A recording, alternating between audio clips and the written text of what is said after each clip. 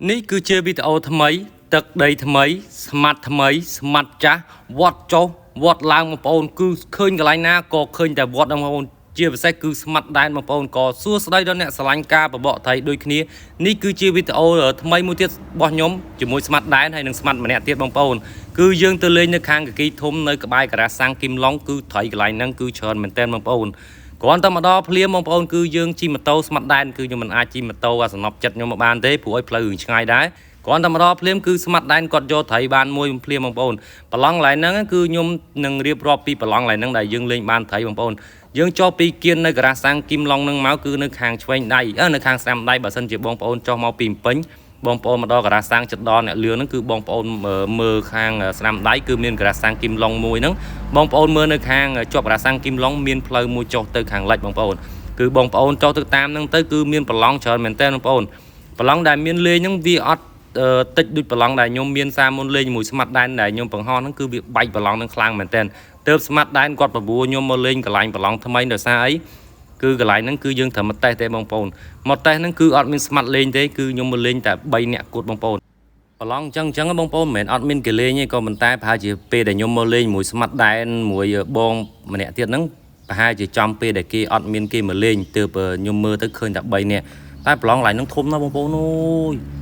វាមានតាមអាកាវ៉ាត់វាបងប្អូនតាមយើងដើរលើតួឬក៏យើងជិះម៉ូតូតាម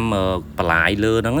ងលើខ្នងបន្លាយហ្នឹងបងប្អូនយើងជិះបានឆ្ងាយហើយប្រឡងកន្លែងណាក៏យើងលេងបានដែរបងប្អូនវាអត់ចង្អៀតដូចប្រឡងសារទី1ដែលខ្ញុំបង្ហោះនៅក្នុងវីដេអូនៅស្រុករបស់ខ្ញុំវាអត់ចង្អៀតដូចប្រឡងហ្នឹងទេបងប្អូនប្រឡងកន្លែងខ្ញុំនៅស្រុកខ្ញុំហ្នឹងគឺលេងបានតែ2 3នាក់ទេបើសិនជាលេងឡើងដល់5 6នាក់គឺគប់ជាពាក់ខ្សែគ្នាដូចខ្ញុំថតវីដេអូពេលដែលបែកប្រឡងអញ្ចឹងបងប្អូនហើយកន្លែងហ្នឹងបងប្អូនខ្ញុំគិតថាកន្លែងហ្នឹងគឺមានត្រីលេងច្រើនមានត្រីខំច្រើនដោយសារអីបងប្អូនមើលតែដើមវីដេអូទៅឃើញស្មាត់ដែនវត្តអត់សំចៃដៃទេបងប្អូនហ្នឹងខ្ញុំថតវីដេអូខ្លះហើយខ្ញុំអត់ថតវីដេអូខ្លះបងប្អូនបើសិនជាខ្ញុំដាក់កាមេរ៉ាឲ្យស្មាត់ដែនបងប្អូន2 3ខ្សែខំ2 3ខ្សែខំតូចធំឬក៏វត្តចូលមិនដឹងទេបងប្អូនគ្រាន់តែស្មាត់ដែនខំភ្លាមគឺគាត់ងាកហៅរហូតដល់ខ្ញុំអស់ចិត្តខ្ញុំលែងសូវថតវីដេអូវិញបងប្អូនគឺខ្ជិលបងប្អូនទី1យើងទៅលេងយើងអត់បានលេងត្រីអត់ទាន់បាយថ្ងៃទៀតហើយងាកគាត់ហៅហើយអញ្ចឹងទើបខ្ញុំដើរឆ្ងាយពីគាត់ខ្ញុំដើរកិច្ចពីគាត់បងប្អូនដើរកិច្ចពីគាត់ប៉ុណ្ណាក៏ដោយគាត់នៅតែស្រែកឲ្យមកថតបន្តិចមកអញ្ចឹងក៏ជូនតាមសំណូមពរគាត់អីចឹងទៅបងប្អូនព្រោះយើងលេងមួយគ្នាយើងក៏យល់តែគាត់អត់យល់យើងទេស្មាត់ដែនបងប្អូនទី1នុយឲ្យគាត់ចាប់អានុយធំឲ្យខ្ញុំរហូតខ្ញុំចាញ់បោកតែគាត់ទេចាប់ឲ្យដាក់កដងទុកឲ្យយើងគាត់ថាអានុយហ្នឹងនុយស្រីសែដាក់ឲ្យយើងហើយយើងមានបានចាប់អារម្មណ៍ណាបងប្អូននៅឃើញថាគាត់មិនដែលបោកយើងលើកទី2ទី3ទេមានអីគាត់បោកយើងដល់លើកទី5បងប្អូនហើយខ្ញុំអ្វីដែលខ្ញុំអាណិតជាងគេបងប្អូនគឺខ្ញុំអាណិតខ្លួនឯងមួយអាណិតស្មាត់ម្នាក់ទៀតបងប្អូនទៅ3នាក់បងប្អូនត្រីខំតែម្នាក់ទេបងប្អូនដើរលឺអញ្ចឹងដូចខ្ញុំនិយាយអញ្ចឹងប្រឡងឡើយហ្នឹងគឺមានត្រីច្រើនខំវត្តចូលមិនចូលតិចនិចជាងខ្លួនហើយប្រឡងមានកន្លែងយូររួមទៅគប់អត់ងាយជាពាក់ខ្សែទី1អត់មានភ័យញ៉ៃទេគឺយើងដើរលើភ្លឺបន្លាយដូចខ្ញុំថតឲ្យបងប្អូនមើលហ្នឹងគឺយើងជិះម៉ូតូដាក់ម៉ូតូលើហ្នឹងបានតែពេលដែលខ្ញុំទៅលេងហ្នឹងទឹកនៅរឿងតិចដែរទេបងប្អូនតែឥឡូវខ្ញុំខានទៅលេង2 3ថ្ងៃហ្នឹងប្រហែលជាទឹកអាចនឹងឡើងទៅជាងហ្នឹងទៀតហើយបើសិនជាទឹកឡើងមកតិចទៀតបងប្អូនអាតាមលើភ្លឺបន្លាយហ្នឹងគឺខំខ្លាំងមែនតើបងប្អូនជាពិសេសត្រីវាខំតាមគៀនបងប្អូនពេលដែលខ្ញុំទៅលេងហ្នឹងខ្ញុំលេងដូចជាម៉ោង3ហ្នឹងបងប្អូនលេងម៉ោង3ហ្នឹងវានៅរឿងក្តៅអញ្ចឹងទើបស្មាត់ដែនគាត់លេងគាត់ដឹងកន្លែងគាត់លេងនៅក្នុងរបៀបទឹកជ្រៅហើយនៅមានតកូនមានអីហ្នឹងគឺគាត់លេងតាមហ្នឹងបងប្អូនចំណែកខ្ញុំលេងឡើងអស់អារម្មណ៍ហើយបងប្អូននេះបងប្អូនខ្ញុំអ្វីដែលខ្ញុំចង់និយាយថាខ្ញុំមិនស្មាត់នឹងជាងគេមួយខ្ញុំ2នាក់ខ្ញុំកំសត់ណាបងប្អូនអើយបងអត់មានខំទេបងប្អូនអើយគប់វើឡើងអាលួយវល់អស់ហើយនុយនឹងបិទប្រហែល100នុយទេបងប្អូនអើយ2នាក់គាត់ហ្នឹងគឺអូនិយាយរួមទៅគាត់ខំចូលមួយដែរតែគាត់វត្តអត់ចូលបងប្អូនខ្ញុំហែវបាយផងហើយអស់អារម្មណ៍ផងមានអីបងប្អូនទិញសមចេកមួយហ្នឹងគឺទិញមកពីផ្ទះហ្នឹងត្រូវតែហ្មងបងប្អូនអើយគឺគេគប់អីគប់ទៅអស់អារម្មណ៍ផងឃ្លានផងខ្ជិលផង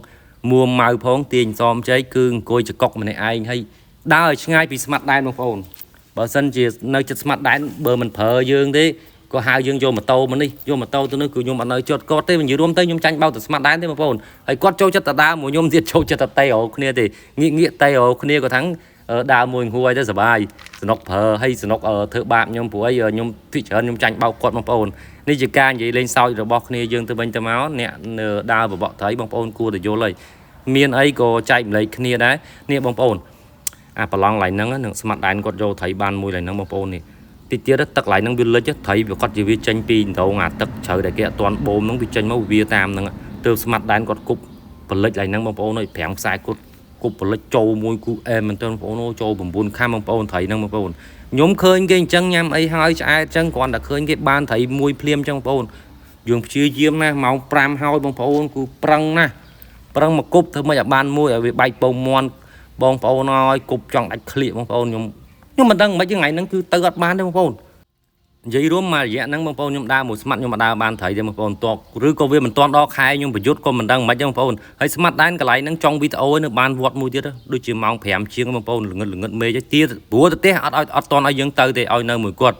សរុបលទ្ធផលស្មាត់ដែន7 8ក្បាលខ្ញុំ2អ្នកស្មាត់ទៀតគឺ0បងប្អូនហើយវីដេអូខ្ញុំមួយស្មាត់ដែនអត់មានអីច្រើនទេបងប្អូនគឺជាវីដេអូប្រាប់ប្រឡងដែលមានស្មាត់ដែលគាត់ចង់ទៅលេងហើយវីដេអូខ្ញុំក៏មានតែប៉ុណ្្នឹងដែរបងប្អូនអរគុណសម្រាប់អ្នកស្រឡាញ់ការបបកត្រីដូចគ្នា